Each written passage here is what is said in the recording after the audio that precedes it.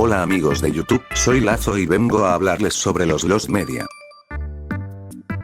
Los Lost Media en términos generales es todo el material que en un punto de la historia dejó de existir, ya sea porque el material sufrió daños con el paso de los años, porque no está disponible para todo público, o simplemente no hubo mucho interés para preservarlo.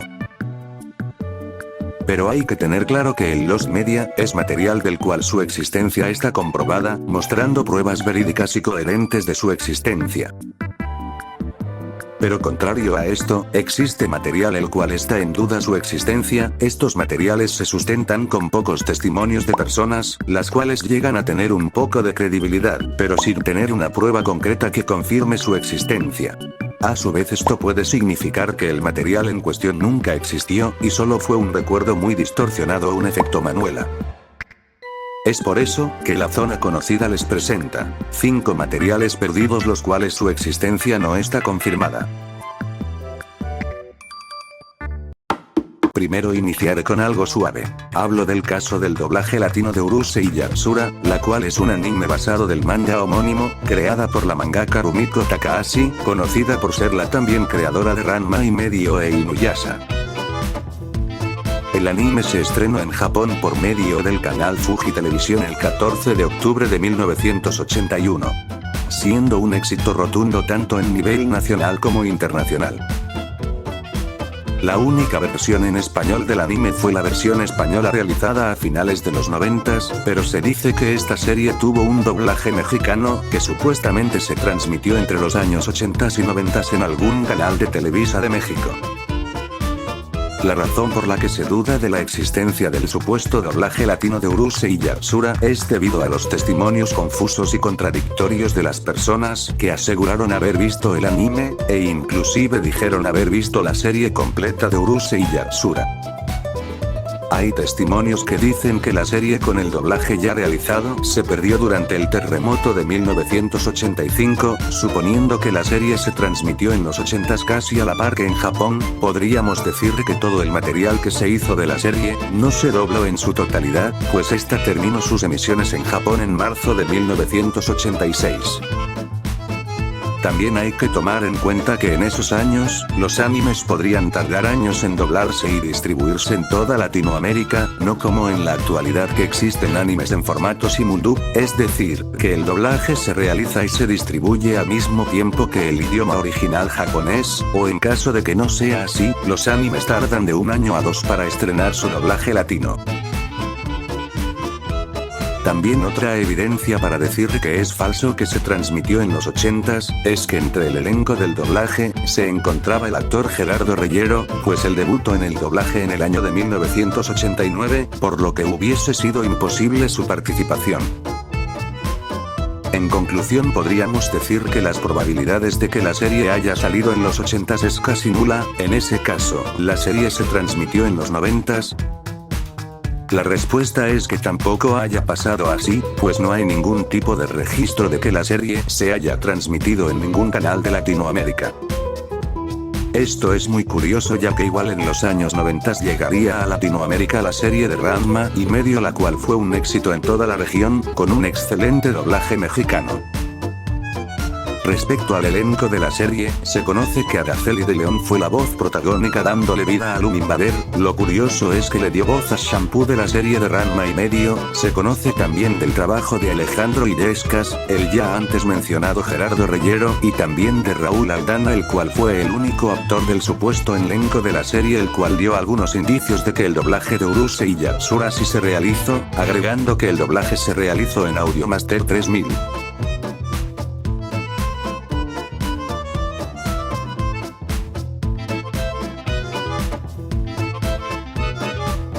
Para finalizar este punto, yo puedo decir que existen varias posibilidades. Puede ser que el doblaje sí se hizo, pero nunca salió al público en general, o también es probable que sí se transmitió, pero debido a una baja audiencia, se haya transmitido de forma muy limitada. La última posibilidad es que el doblaje la serie nunca se realizó y solamente se trata de un efecto Mandela, pero bueno, ya sin nada más que decir, pasemos al siguiente caso. Esta es una que de seguro muchos ya se saben, desde hace muchos años se ha hablado sobre que en su tiempo existió un cortometraje no por sobre Mickey y Minnie Mouse. La leyenda cuenta que en el lejano 1936, para el cumpleaños de Walt Disney, su hermano Roy Disney organizó una fiesta sorpresa en los estudios de animación. En eso Roy encargó un corto a 2 animadores, los cuales el día de hoy se desconoce sus identidades. Estos 2 genios pensaron que era una buena idea hacer un cortometraje de Mickey y Minnie haciendo cosas para adultos.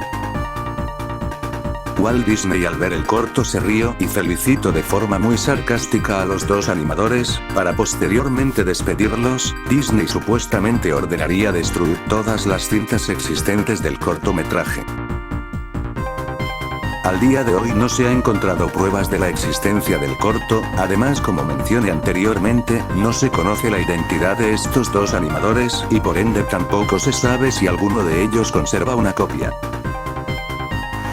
Todo esto se esparció gracias a la publicación de un libro llamado Walt Disney, Hollywood Dark Prince de 1994 de Mark Elliott, el cual le ha llovido miles de críticas, debido a que varios historiadores aseguran que muchas cosas de ese libro están transgiversados. En este caso no hay mucho que decir, pues como mencioné, no hay ningún tipo de evidencia o testimonio verídico. Pero bueno, pasemos al siguiente caso. Metiéndonos al mundo del fútbol, Diego Gabriel Rivarola Popón es un exfutbolista argentino con paso en clubes como River Plate, Platense, Argentinos Juniors, pero en especial en la U de Chile, donde es considerado ídolo, superando el centenar de goles. Mientras tanto, durante el 2006, en la final de la Copa Sudamericana, se enfrentaban los Tuzos del Pachuca contra el Colo-Colo de Chile, este último siendo el mayor rival de la U de Chile. Bajo ese contexto, mientras Rivarola andaba jugando en Argentino Juniors, se le había atribuido a una frase en la que el ex de Chile en la que según dijo la Copa Sudamericana es una copa de cartón, con intenciones de menospreciar al odiado rival por llegar a esas instancias, pues como sabrán la Sudamericana es el segundo torneo continental de la Conmebol, pues el primero y el más importante es la Libertadores. Además esto terminó siendo muy irónico, pues Rivarola en 2011 y jugando de nuevo en la U de Chile, ganarían dicho torneo. Se duda que Rivarola haya dicho esto debido a que no hay ningún material audiovisual o escrito en donde él dijera dicha frase, ni siquiera él mismo recuerda haberlo dicho según varias entrevistas que le hicieron. A pesar de eso la hinchada de la U de Chile recuerdan que si dijo la frase, existe también la posibilidad que el que haya dicho esto haya sido Johnny Herrera, quien también es un gran ídolo de la U. Y si se preguntan cómo quedó la Sudamericana del 2006, un Colo-Colo con figuras de la talla de Alexis Sánchez, Arturo Vidal, Claudio Bravo, Humberto Zuazo y Matías Fernández perdería la final 3-2 contra el Pachuquita de Miguel Calero. Tal vez en un futuro hable más a detalle de la Sudamericana del 2006, en donde seguiremos el camino tanto del Colo-Colo, como del Pachuca.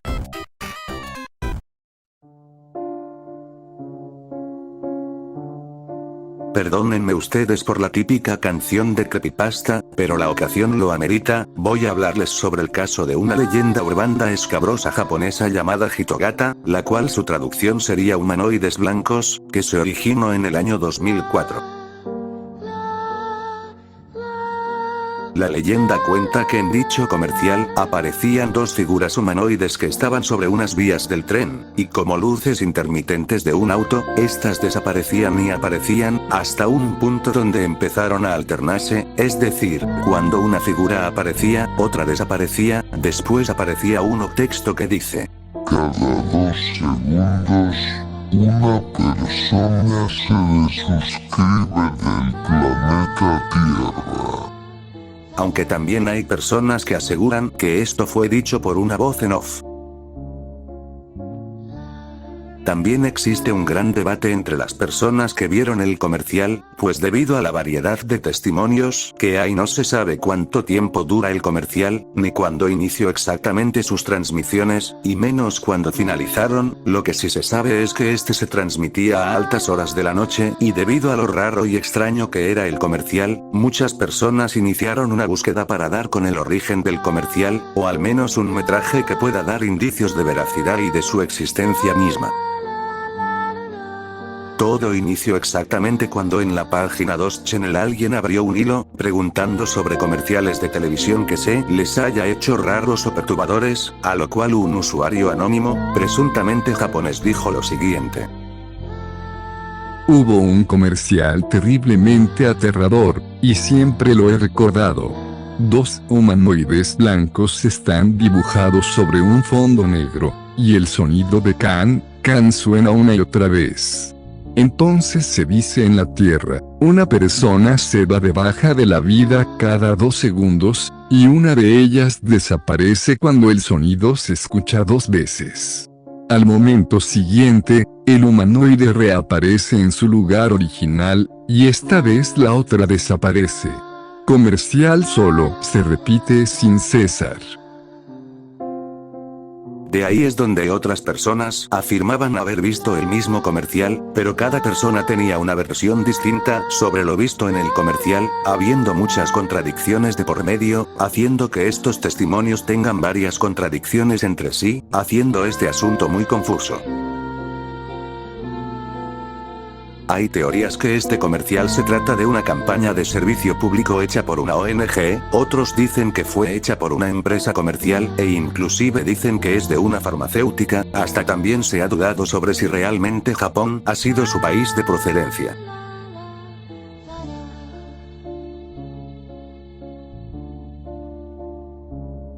Veo que este es un tema en el que puede tratarse más a profundidad en un futuro video, así que si gustas que lo haga puedes dejarlo en la caja de comentarios, mientras pasaremos al último puesto del video.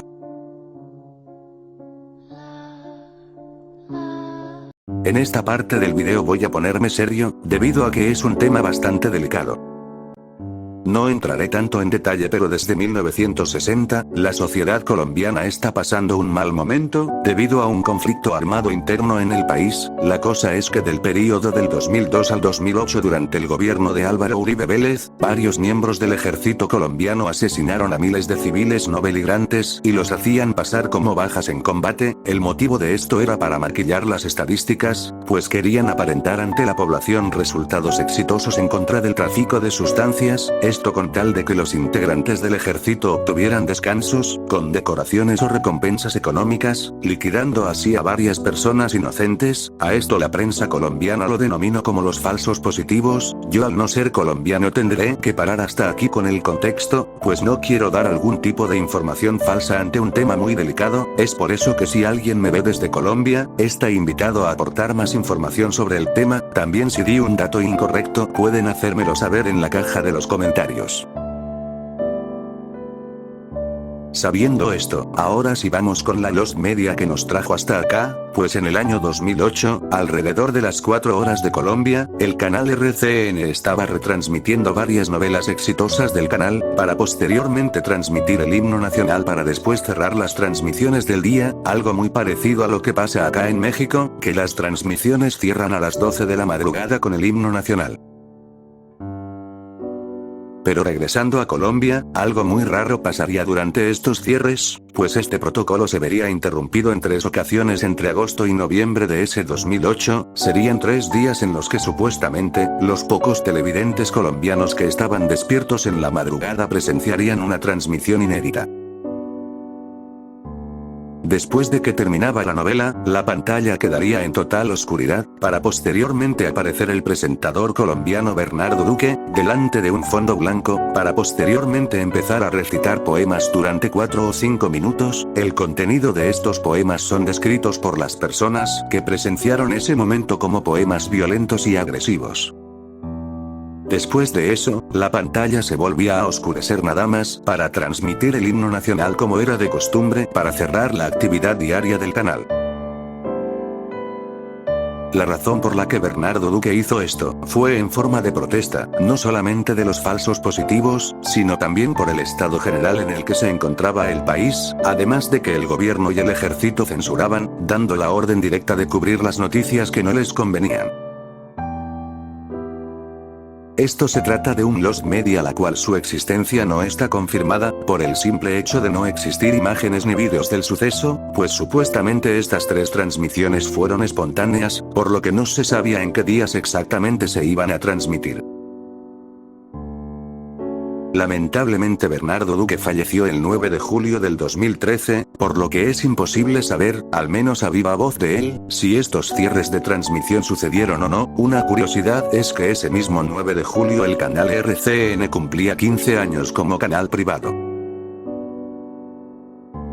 En diciembre del año 2022, el usuario de la Lost Media Wiki el Sebas12, en un blog de la Lost Media Wiki publicó que recibió un testimonio por parte de un ex camarógrafo de RCN el cual es apodado Eddie, por parte de él recibió supuesta información de este suceso. En resumidas cuentas dijo lo siguiente: las transmisiones, como mencioné, duraron de 4 a 5 minutos, originalmente estaban planeadas 5 transmisiones pero solo se emitieron 3, las grabaciones se eliminaron por miedo a tener represalias por parte del canal, hubo una tercera persona involucrada, y por último, Eddie y la tercera persona involucrada no sabían del contenido de los poemas. Pero como se han de suponer, este usuario no adjuntó ningún tipo de prueba, por lo que hace dudar de su veracidad. De momento solamente existe en internet, recreaciones del video, unos más realistas y apegado a lo que se dice, y otros tipo creepypastas donde lo que se observa es más fantasioso haciendo verlo como perturbador. En la descripción del video les dejaré una recreación hecha por el canal de YouTube This is Locombia, y de paso los invito a suscribirse a su canal, donde pueden también encontrar transmisiones de la televisión colombiana de antes.